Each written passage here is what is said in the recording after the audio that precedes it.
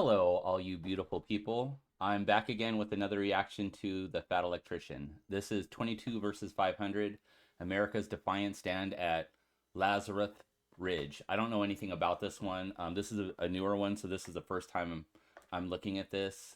So I kind of do an older one, a newer one, that kind of stuff. And he has a lot of videos, a lot of good ones. So this should be great.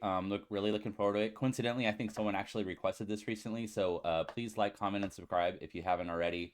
And let's get this one going. All right, the most decorated platoon of World War II. Today we're talking about the Battle of Lanzerath Ridge when 22 American soldiers stood their ground against 500 German paratroopers and quite possibly changed the entire outcome of the Second World War, and they didn't even know it. But first, a word from our sponsor. Delete me. What is happening right now? Delete it again. So if that's something you'd be interested in, I will have a link and a discount code down below. Let's get back to the video.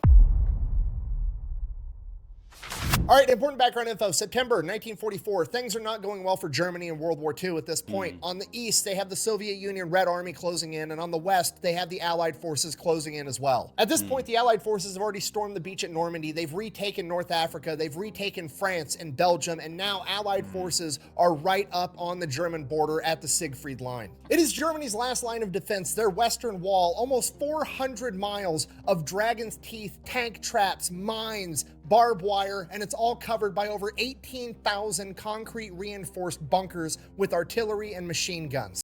He covered the Siegfried Line in a couple other videos. I think the most recent one that I looked at was about Joe Medicine Crow. If you haven't seen any of those videos, take a look at them. And it is the advice of almost every high-ranking German officer that Hitler should order his men to hunker down and defend throughout the winter. But Hitler has a different idea. Hitler wants to do the exact opposite. He wants to go home with the girl that he took to prom, so to speak. Hitler got here by being overtly aggressive. He attacked Poland, and then he launched the Blitz to take over France. He attacked quickly and violently to a degree that nobody had ever seen before, taking everybody off guard. They literally called his tactics the Blitzkrieg, the lightning war, and he wants to do that again. Rather than playing defense and waiting for the enemy to come to them, he wants to go to the enemy. He wants to launch a major offensive, and the German military only has one left in him. This is an all-or-nothing strategy, and if he fails, the war is essentially over, but that's not going to deter him. You see, okay, so this battle, I don't know anything about this particular battle, but I know what he's talking about right now. He's talking about the Battle of the Bulge. This is kind of Hitler's last hurrah, at least as far as taking on the Allies. Right now, he wants to make his way to, I think, Antwerp is his main goal. But he went through the Ardennes Forest when he first invaded France, so he's trying to do this again. And I think the reason why the Allies don't have this this part of the country defended that well is because the Ardennes is considered impassable. The thing that they forgot is, like, this is what Hitler did when they first invaded France to begin with, so they know the way. So let's just see how this goes. Along the Western Front, you have the British and the Canadians in the north, and you have the Americans in the south. And it is Hitler's strategy to launch another Blitzkrieg-style attack right down the middle, splitting the British and the Canadians from the Americans, separating the Allied forces. After splitting the Allied forces, he wants to drive the Canadians and the British to Antwerp, essentially pushing them up against the sea, creating another Dunkirk-type situation, forcing the British and Canadians to surrender, and then he hopes to broker a peace deal with America because America won't want to be the only Allied force left fighting them. Assuming that plan works, he will no longer have a Western front to defend, and he will be able to divert his entire military to the Eastern Front to combat the Red Army. This is a Hail Mary. This is an all-or-nothing strategy, and the Germans need everything to go right if they want any chance of success. They need the weather to comply, and they need the element of surprise. Because of this, the entire offensive is going to need to run on a very tight timetable. Once they invade and knock the Allied forces on their heels, they're going to need to keep them on their heels the entire time until they've won. If even a single German unit gets hung up or delayed, it could throw off the timetable, allowing the Allied forces to regain a foothold and launch a successful defense and maybe even a counteroffensive. And that would essentially bring an end to World War II in the European theater, with the Nazis losing. Speaking of the speed that they're talking about, that has something to do with, there was like this famous massacre that happened that the Allies were really pissed off about because of, like, they used the excuse that they were moving too fast to deal with POWs, so they just murdered, like, I think about over 80 American soldiers. So Crazy part about a strategy that's this big and this time sensitive is that it could be just one small contingency of men led by one officer that's willing to fight to the bitter end that could set about a chain reaction that would bring about the end of the entire Third Reich. And what's even crazier is Hitler would probably never even find out that dude's name. Okay. So how much did it cost to fill your tank? Almost $100. How much is the car payment? $140. Lyle Bouck was born on December 17th, 1923 in Fenton, Missouri. He grew up during the Great Depression with 5 siblings. His father was a carpenter, and as I'm sure you can imagine, there wasn't a whole lot of new construction going on during the Great Depression, so he grew up in what many of us would consider to be soul-crushing poverty. Luckily, ignorance is bliss, and young Lyle was just a kid. Whatever he experienced was normal to him. He had no idea that it was irregular for a family that large to live in a one-bedroom home with no electricity and no plumbing. He didn't know that it wasn't normal that nobody was full after dinner and that all the siblings would go out to eat dandelions and wild berries for dessert. But as he got older, he started to fully understand his family's situation, and by the time he was 14, he wanted to help. So he went and he enlisted in the Missouri National Guard, where he would be able to make $1 a day every time he had drill. In the Army, Lyle's basically a prodigy. He's incredibly intelligent, he's great at everything he does, and he grew up some poor depression kid eating dandelions in his backyard, right? There's nothing the Army can do to him that his childhood hasn't already done, and he deemed his childhood as a good time. So all of this is just fun to him, no matter.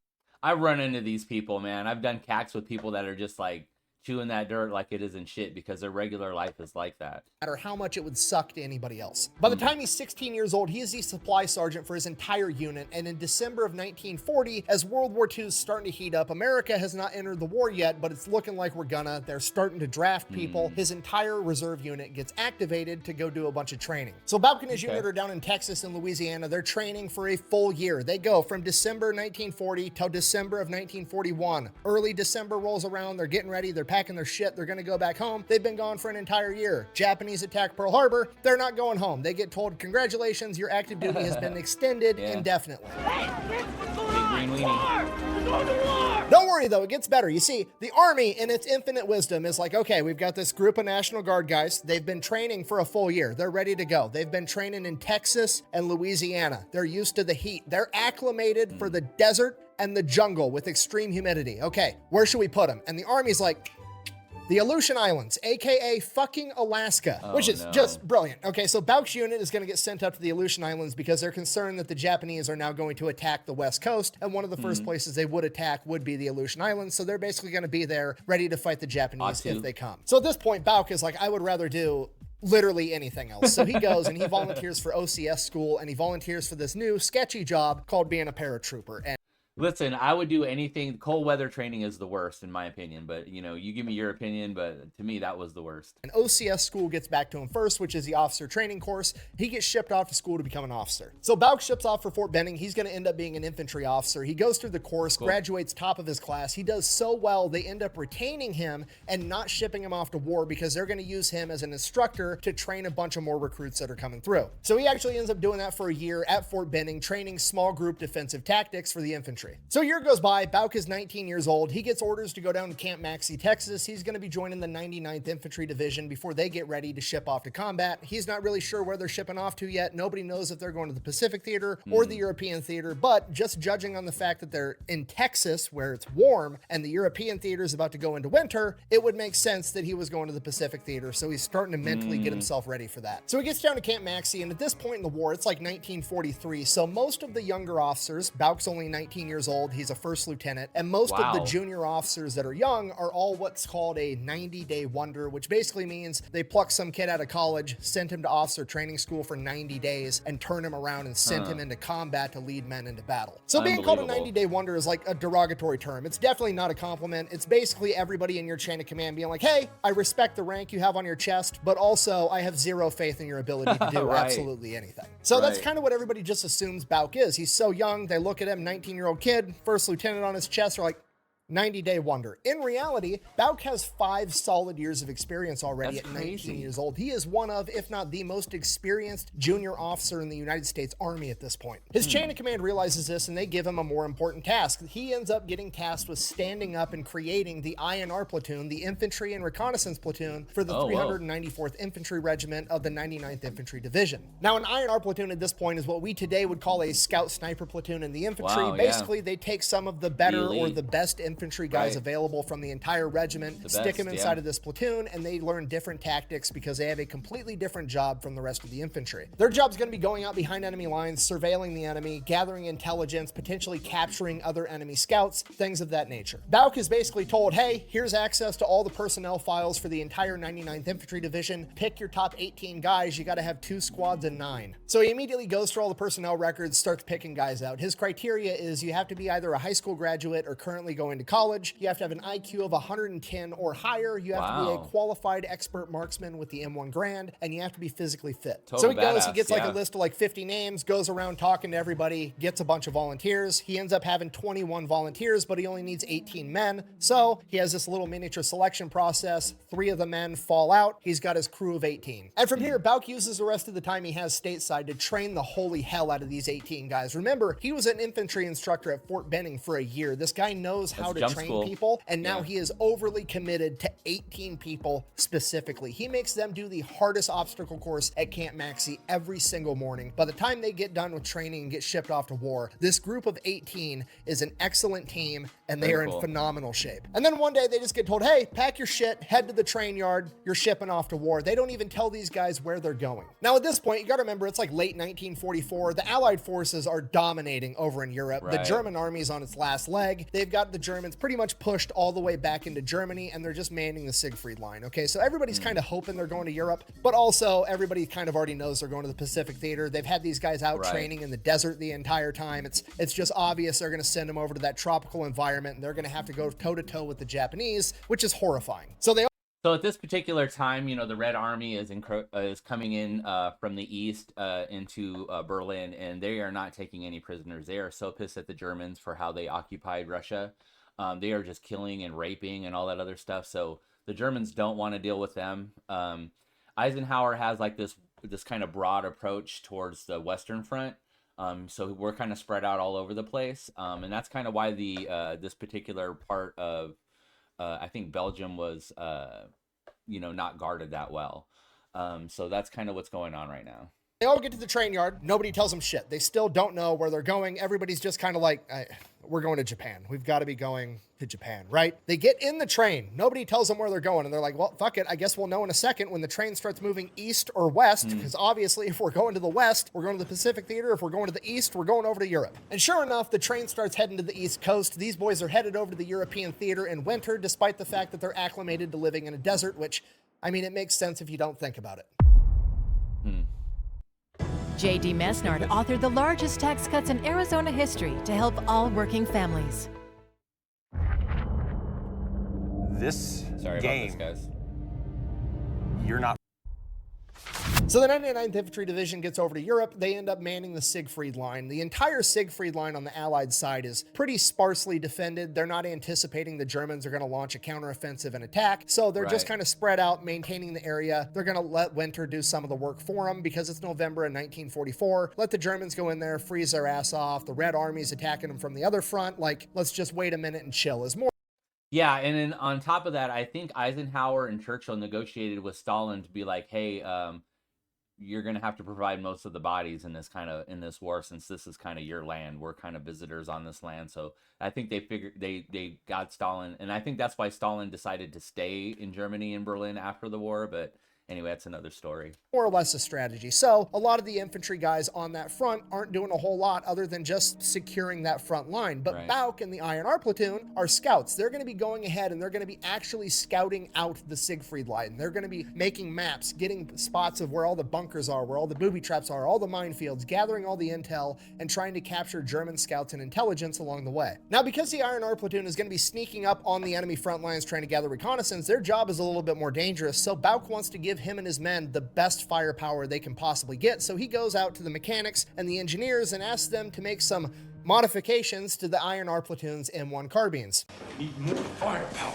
If you don't know, the M1 carbine is semi-automatic and it has a 15-round magazine, so they go and they end up welding 2 magazines together to make a bunch of 30-round magazines, and then they modify the sears inside of the carbines to make them fully automatic. So now the INR platoon is going to be running around the woods in Germany with what amounts to a bunch of submachine guns. By December 1944, they're going out, they're doing missions, and one of the first missions, they wanted to take Private Leopold with them. Now, Private Leopold in the INR platoon is unique because he was actually from Germany. His family fled when the Nazis came to power because they were Jewish. So Private Leopold is extremely valuable because not only does he speak German, but he speaks German in a German accent. It's his native tongue. So he's going to be able to overhear Germans if they get close enough to spy on them, or if they capture one, he's going to be able to interrogate them. It's a very valuable asset to have. The problem is he's Jewish and he's from Germany. If he gets captured by the Nazis, it's pretty much a death sentence right out of the gate. And he's So yeah, and that's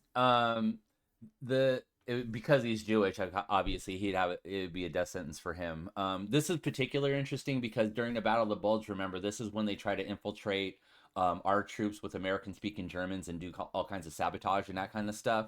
So, you know, having someone like this is particularly interesting. I was trying to explain this to someone the other day about the military having their own language. Like in the Marines, we call flashlights moonbeams and ink sticks for pens and those kinds of things. When people like are talking to us and they don't speak in that language, we know right away that you're a phony. So that's why we kind of do those kinds of things. We have our own lingo and our own language, and that way you can pick people out that don't belong. Already being a scout, like the most forward infantry unit available, so his chances of being caught are higher than virtually anybody else's. So he's not super keen on going out on missions unless he's feeling like he's at 100%. And on this particular day, he's sick and he's got a really bad cough. So Leopold goes to the chain of command and he's like, hey, I've got this really bad cough. I'm a scout. We're trying to like sneak up on the enemy. Maybe me coughing the entire time isn't going to work out that great. Also, I'd rather not get caught because I'm Jewish. What do you think? Can I sit this mission out? And the chain of command's like, I mean, you speak German, right? You'll cough in a German accent. It'll be fine. Uh-oh. You okay there, Dennis? Wow. You're so smart.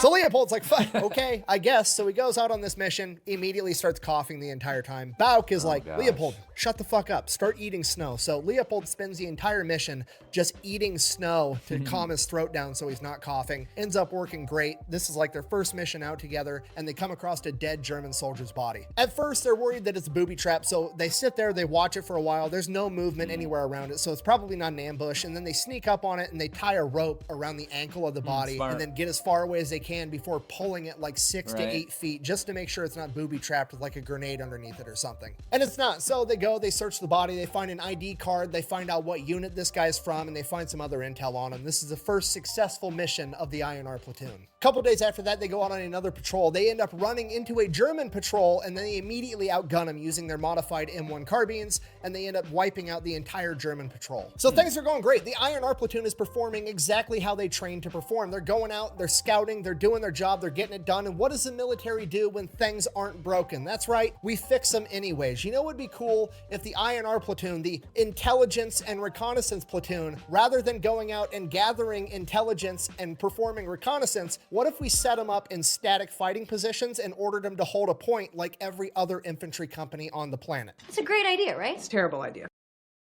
Teams switching off. Let's get On Miro, the innovation workspace.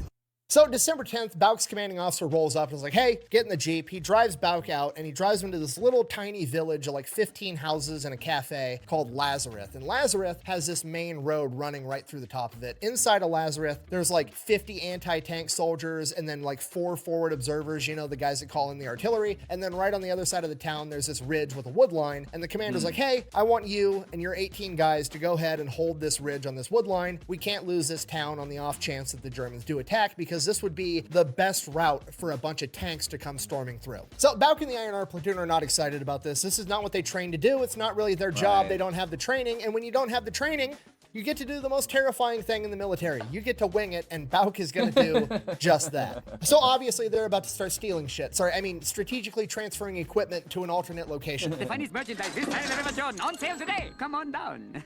And the best way to go about that this time is to not actually steal it. It's actually to trade stuff that they've already stolen. I mean, acquired. You see, because the INR platoon was one of the only units actually going out scouting and engaging German scouts, they were also some of the only men on the Western Front at this point in time that had gathered memorabilia, if you will. And let's face it, everybody wants a good souvenir, right? Including supply sergeants. So Bauk gathers up all their memorabilia, goes out to the supply sergeants. He ends up trading it. He ends up getting several Browning automatic rifles, a 30 caliber machine gun, and then he ends up trading some pretty substantial pieces of memorabilia and gets a Jeep that he then convinces the mechanics to weld tank plate armor onto and mount a 50 caliber machine gun on top of. And he drives that out to Lanzerath. This is pretty classic behavior for supply officers, to be quite honest with you. They have a way of acquiring things and doing things. I don't know if you ever seen Operation Dumbo Drop, but there's a guy in that movie that just personifies this kind of shit. They're like acquisitions officers and shit like that.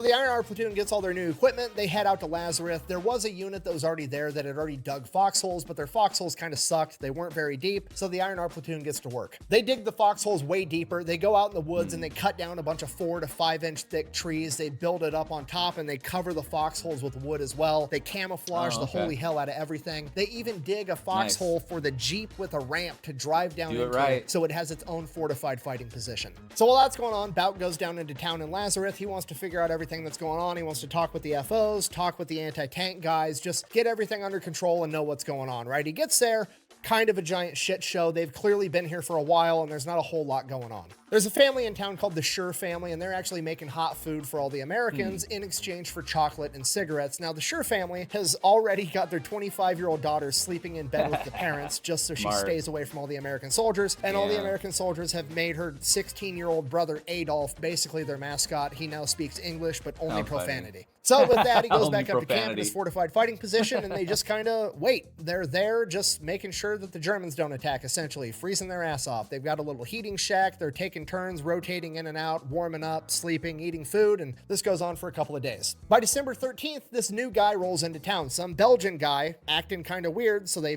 stop him. They talk to him. They're like, what are you doing? And he's like, I'm bringing my cousin some shoes. And they're like, right, that's a fucking spy. And they're like debating on what to do with this guy. They can't really do shit with him, so they just end up letting him go. And from there, shit just gets weird. There's this like one corner of the area that they're overlooking with their fields of fire that they end up calling the creepy corner because every single night something weird is going on over there, right? There's noises and nobody can see shit and they don't know what's going on over there. And eventually one night they're manning the positions and they hear snow, like freshly frozen snow. You know how when you step on it, it kind of got this big crunch sound as it breaks through. They hear that getting closer and closer and closer, and eventually they just open fire on it because it has to be someone or something coming right at it. And after they open fire, it's just quiet. And that was it for the rest of the night. They can hear some grumbling off in the distance, but nothing else ever came. The next morning, they go out and they investigate, and it was a dog that they had ended up shooting, but it was clearly a military-trained dog, but it was by itself. Hey, look at us. Look at us. Huh? Who would have thought? Not me. Yeah, they were there. Skip this, sorry. These commercials are getting longer on YouTube, guys. Holy shit. They hit you with 2 of them now, not just 1. Oh my gosh. Introducing.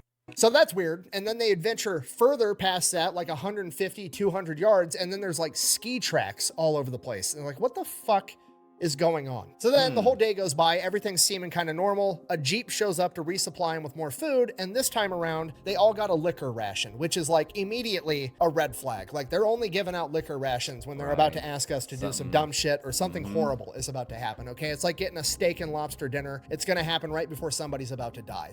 They're not telling us something and we need to figure out what it is. But then somebody's like, hold on, maybe it's not that bad.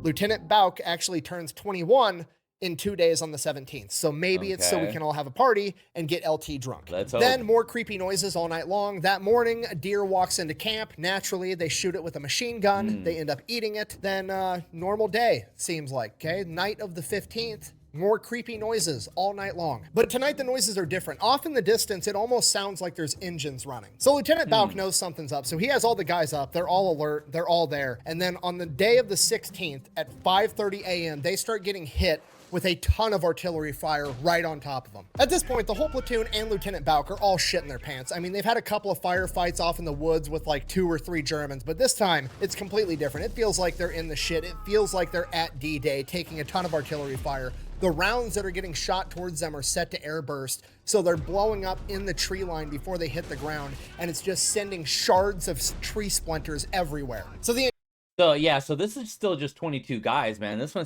might be scary as shit, man. Um, from what I understand, like a lot of the units that were part of this offensive, they were a lot of them were green. They just didn't have the people there that were experienced. So was common for what was going on at this particular moment. I remember them talking about like the 101st getting trapped in Bastogne, and they didn't get any relief until the fog lifted, and we were because at this particular moment we did own the air, but everyone that lived in this area knew about the fog that kind of comes down at a certain time of the year. So this is what Hitler was relying on for this offensive, because he wouldn't be able to do any of these things if the fog wasn't there. So.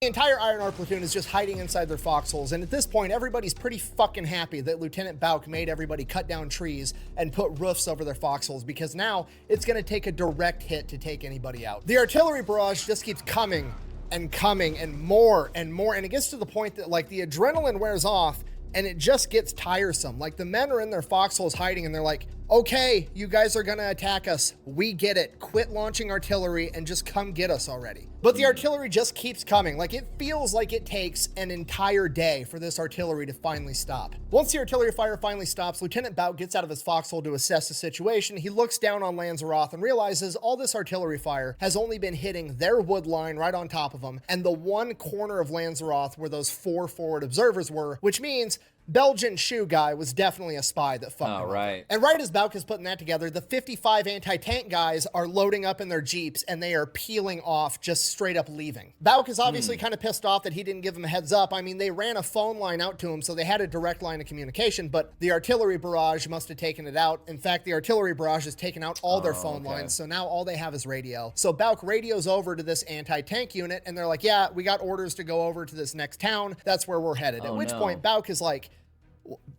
okay, well, I can't do anything without you guys. Like, I have a 50 caliber machine gun and some small arms. If they roll up with a tank, we're done. We can't do anything. So Bauk gets on the radio with HQ, tells them the same thing. Hey, the 55 anti-tank guys left. We have nothing that can combat a tank. Do you want us to retreat back to a different position too? What do you want us to do? And Bauk is ordered to hold his position at all costs. Right around this time, the 4 forward observers that were down in town come up the hill. They're going to be joining forces with the INR platoon because their position got absolutely pounded by artillery. So it is now Lieutenant Bauk, the INR platoon, and 4 forward observers for a total of 22 men defending Lanzerath and the road running through it. So the forward observers get settled into their new fighting positions, and as soon as that happens, hundreds of German soldiers descend upon Lanzerath. I mean, a shit ton.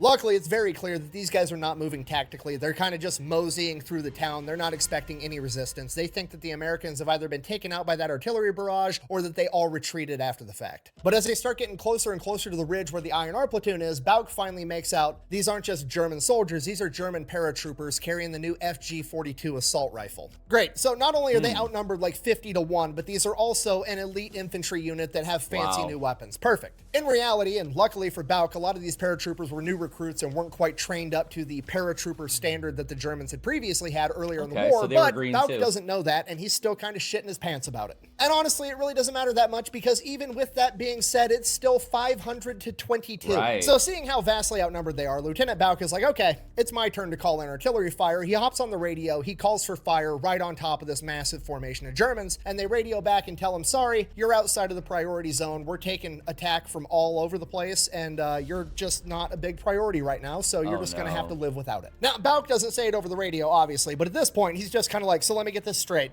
I need to hold this ground at all costs because it's of vital importance, but it's also not vitally important enough for you to throw some artillery fire my way to help me out in my 22 to 500 battle. Okay, great, perfect. You know what? I still have the element of surprise, so I've got that going for me at the very least. And as soon as he has that thought, he sets the radio down, and one of his INR platoon guys goes, sir, you might want to look at this. He turns, looks down at Lanzerath, and there's a German officer talking to a young blonde girl, and the young blonde girl is pointing directly at them, at which point Bauk is like, fuck. And then immediately all the Germans scatter and take cover. So now he has nothing, and it's just straight up 22 to 500.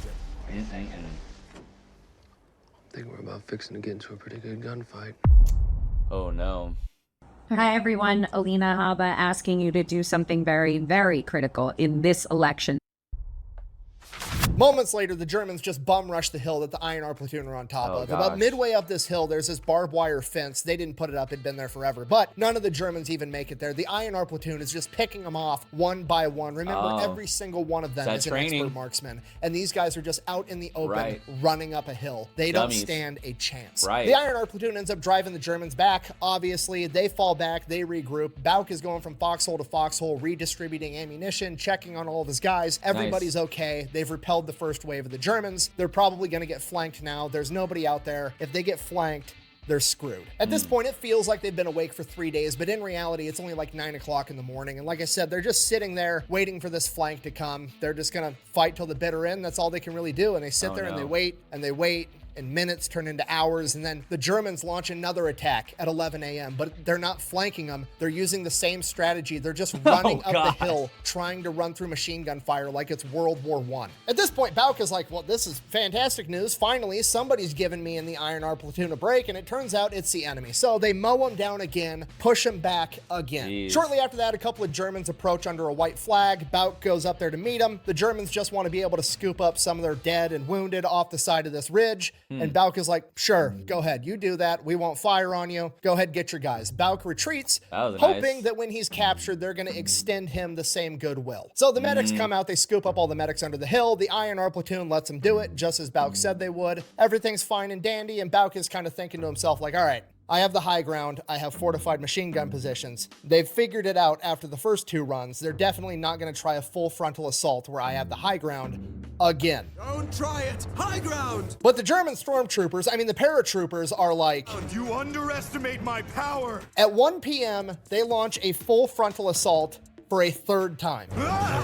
Oh my goodness. And predictably so, they got the exact same results they got the first 2 times. The INR platoon guys described it as shooting clay pigeons at the state fair. Whoops, I'm gonna grab that there. High ground. Wait, are you robbing me? Then the same thing happens. The Germans fall back, they regroup. 3 p.m., they launch another full frontal attack. They get repelled again, except during this attack, they sent out so many men that the 50 caliber machine gun actually got burnt up because they were having to run it so hard to mow down so many Germans. In addition to that, they're also out of ammunition for the BARs, and Bauk's radio got shot in the middle of this firefight, so now they have no communication whatsoever. So now Bauk's making all the decisions. They've held this position longer than anybody could have ever expected them to. It's time to get the fuck out of here. So he goes, they sabotage all the Jeeps, and as soon as it gets dark out, they're gonna slip away into the forest at night and make their way back to headquarters on foot. Now, that sounds a little bit crazy, like why wouldn't you want to drive? But in reality, there's probably Germans all over the road, and this is the INR platoon. That's their whole MO, is sneaking around in the woods and going unnoticed. This is their best shot at getting out of this. So they sabotage the Jeeps, they get ready to step off, and right at dusk as they're about to leave, the Germans attack them from their flank. They get into a firefight, but the INR platoon runs completely out of ammunition, and they get overrun by the Germans. And eventually, the Germans just roll up to the foxholes, and they yell down, you can come out or we're gonna send a grenade in. So foxhole by foxhole, the entire INR platoon surrenders. And as they come out, they're all shot up, blown up, they're all hit with shrapnel, gunshot wounds. Bauk took a bullet to the leg. Nobody's doing that great. But with the exception of one forward observer by the name of Billy Queen, they're all still alive, which is pretty incredible for a 22 to 500 firefight. So the Germans get the entire INR platoon and the 3 remaining FOs all lined up, and it becomes very apparent that the Germans are gonna kill them. They're standing there with a machine gun, and right as this guy is about to let fire with this machine gun, a German officer comes running up the hill screaming, and next thing they know, the entire INR platoon is getting escorted down this hill into Lanzerath. Next thing they know, they're all getting funneled into the cafe in Lanzerath. The Germans are digging through their pockets or confiscating anything that's good, and the Germans confiscate all the cigarettes, and as they take all the cigarettes, they walk around and give the Americans one last cigarette, like, okay, maybe they are still gonna kill us. I have no idea what's going on. Either way, now they're all just sitting in the cafe having their last cigarette, blown up, bleeding with bullet holes in them, and it's just dead quiet. Bauk said the loudest thing in that room was the second hand on the cuckoo clock in the corner, and it was ungodly loud. It was so quiet that in between the noises of the second hand on that cuckoo clock, Bauk could actually hear the Germans, the superior master race, across town in their aid station screaming from their injuries. Meanwhile, him and all of his men are just sitting in the cafe, dead quiet, stone face, having a cigarette. It's like the biggest cool guy moment ever. So the INR platoon finishes their last cigarette, and then they just sit there, and they sit there, and they sit there, and they sit there, and then eventually Bauk is just trying to think to himself over that annoying ass cuckoo clock in the corner, and he just starts to get really down. He's not he's not happy with how things went, right? He spent 6 Right. years of his life training for this, and he goes into combat, and the first time he really goes into combat, he gets the best guys that the 99th Infantry had to offer. They let him pick the best of the best, and he took them into battle, and in one day, he got all of them captured and most likely killed, and it's all on him. Or at least that's how he felt at the time. And he Right. just continues to sit there for hours, just loathing himself in the silence and the noise of that fucking cuckoo clock in the corner that just keeps ticking and ticking and ticking. And he's just sitting there and he's sitting there, and then the fucking bird comes out again and honks, and it's 10 p.m. And suddenly he has this memory of when he was 14 years old, and his Aunt Mildred, who used to read palms, she read his palm when he was 14, and she told him that if he lived to be 21, he'd have a long, happy life. And he's about 2 hours away from turning 21. At this point, he can't believe that this is the dumb shit that he's thinking about, but that's what he's thinking about. So he sits there and he waits, and more time passes and more time passes, and sure enough, midnight hits, and suddenly he just feels this relief, like, can't get me now. I'm gonna make it. How And not a funny. minute later, some high-ranking German officer comes storming into the cafe, yelling at all the other Germans. This guy's not like all the other German military guys around here. He's not standard German military. This guy's SS. He's dressed from head to toe in leather. He's got the German dead skull on his hat. He's got the Knight's Iron Cross around his neck, the second highest award for boy. valor in the German military. This dude is super important, and he is super fucking pissed off right now. Now, Bauk doesn't know it at the time, but this SS officer is yelling at all these other German officers like, why are you guys stopped? Why aren't you continuing to advance? We're on a very strict timetable. What the fuck is going on? So these German officers explain to this SS guy like, hey, there's a massive American army in this wood line. They've got tanks, they've got machine guns. We're not going to go fight them at night. They've been fucking us up all day long. We finally captured their forward scout element. So they wait until there's enough light to actually go outside. Like 4 a.m., the Germans send out a bunch of scouts into the wood line. They don't find anything because there's nothing there to find. And they have to come to the realization that 22 dudes with small arms have been fucking them up for the past 22 hours. And they're all incredibly embarrassed.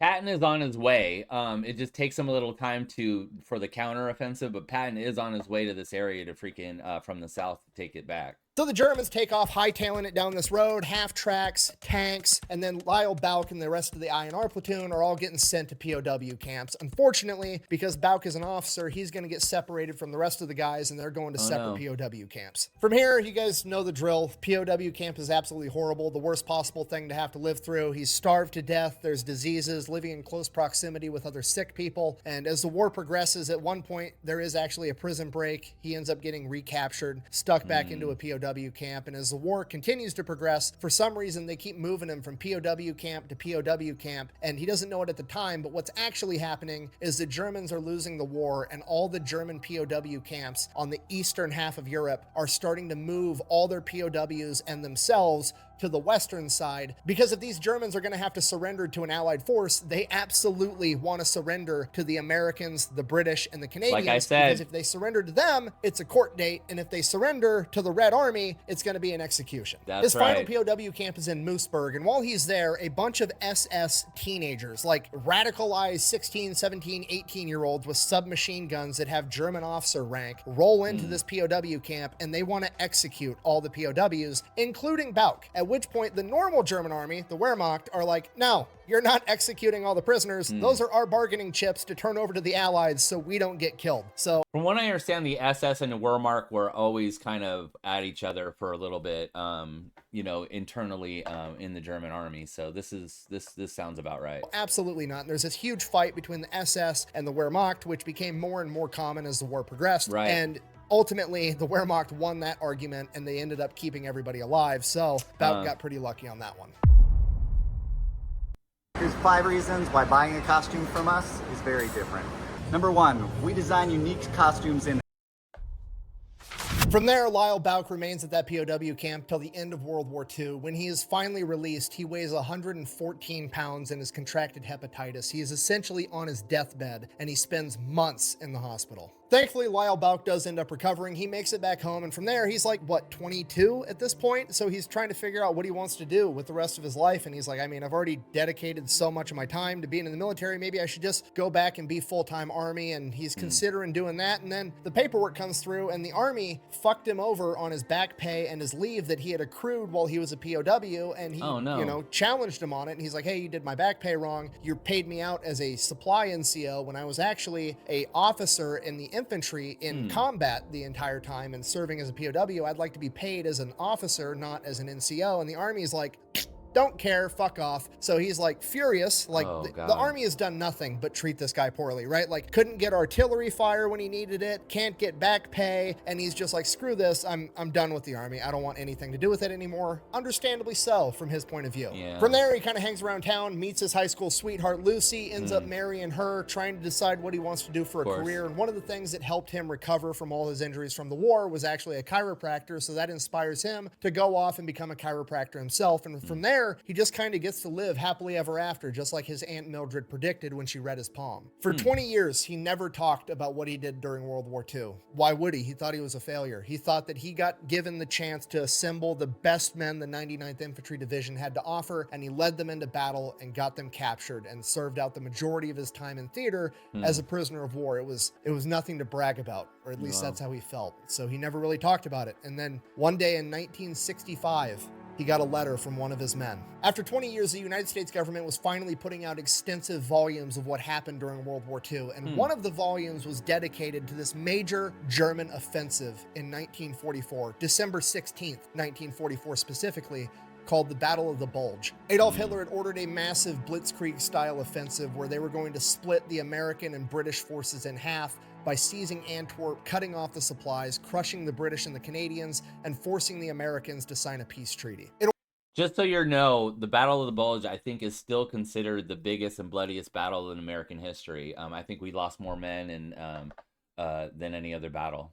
In order for this plan to have any success, it was critical that they had the element of surprise, and because of that, German High Command in the days leading up to the Battle of the Bulge offensive ordered that none of the German scouts were to go out without a German scout dog that was specifically trained to lead the scouts by 100 yards. That way, none of them got caught, because if a single scout got caught and got interrogated and gave away this battle strategy, it would ruin the entire thing. That I see now. That's the dog that they shot on December 13th. And that also explains all the ski marks and everything else hundreds of yards behind the dog. The artillery barrage that they survived before the paratroopers attacked, that was the largest artillery barrage of World War II, with over 1,600 artillery pieces firing on the American front for over 90 minutes. That pissed off SS officer that showed up at the cafe at midnight, that was Joachim Peiper, the commander of the 1st Panzer Division. The 1st Panzer Division was the lead element of the 6th. That's the Death's Head, and those are the people that massacred those people I was telling you about. Panzer Army, which at this point in time was Germany's premier armored unit that was hand-selected by Hitler himself to have the most important role of the entire military operation. The 6th Panzer Army, being comprised of almost 5,000 men and 600 vehicles, tanks, and armored half-tracks, was supposed to be the first element to cross the River Meuse and head straight to Antwerp to cut the Allied forces in half. They were the spearhead of this entire offensive, and Joachim Peiper's 1st Panzer Division was the tip of that spear, and the reason he was so pissed off that night was because the paratroopers getting stopped by the INR platoon created a traffic jam behind them that he was stuck in, and he was 18 hours behind schedule. This German attack was so hasty they weren't going to be able to rely on their own supply lines. They had to rely on capturing Allied supplies to be able to continue this attack, including fuel. And since they were 18 hours behind schedule, the Allies were able to adopt new defensive positions, not leave any supplies behind, and the entire 1st Panzer Division would run out of fuel, the weather would break, Allied planes would take the sky, they would attack, and the entire 1st Panzer Division would never cross the River Meuse. The INR platoon and 4 forward observers quite literally blunted the spear of the entire German offensive. 22 men stood in the pocket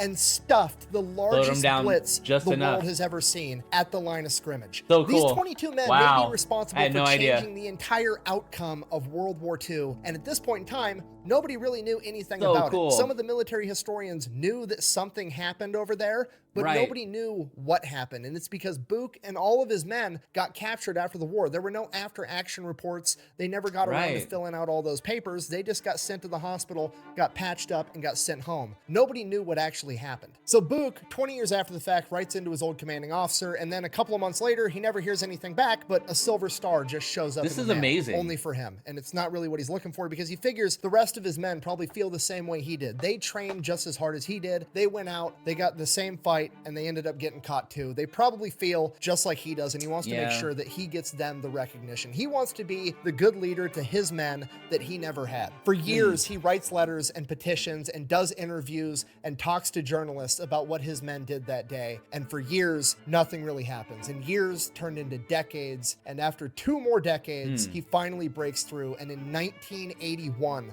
his men get the recognition they deserve. The Iron Arm Platoon would retroactively be awarded 4 Distinguished Service Crosses, 5 Silver Stars, and 10 Bronze Stars with V device. Beautiful. And the entire platoon will be awarded the Presidential Unit Citation. Nice. If you don't know, a Presidential Unit Citation is the highest award a unit can receive, and it's usually given out to companies or battalions for major battles or something huge. They had it's no very idea. strange for an element as small as a platoon to be given this award. In fact, they were the only platoon of World War II to be given the Presidential Unit Citation. Just doing and with their that, job, man. They became the most decorated platoon Beautiful. of World War II. Thank you for watching. The best way to Nice. support the channel is go buy some merch. That's over at incredible. battleelectrician.com.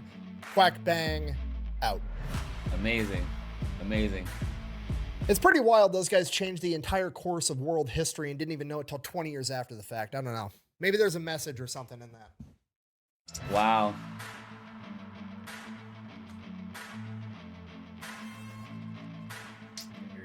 Well, I felt I failed. Oh, wow. You guys had done. Well, we're in the hands of the enemy. I just thought we should have done something better, and we didn't. And I felt like what I did was a failure. Wow. Do you feel that way now?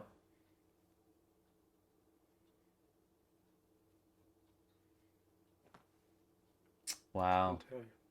Aw. J.D. Mesnard wrote What a the great law story, you increasing- guys. Listen, thank you for tuning in. Please come back. I had no idea. Like, I have a lot of background knowledge about the Battle of the Bulge. I had no idea that that was, you know, the kind of the choke point that actually started the whole backup and just kind of ended things for Germany. Because as soon as that fog lifted, we started beating their ass, and Patton came up, and it was just over.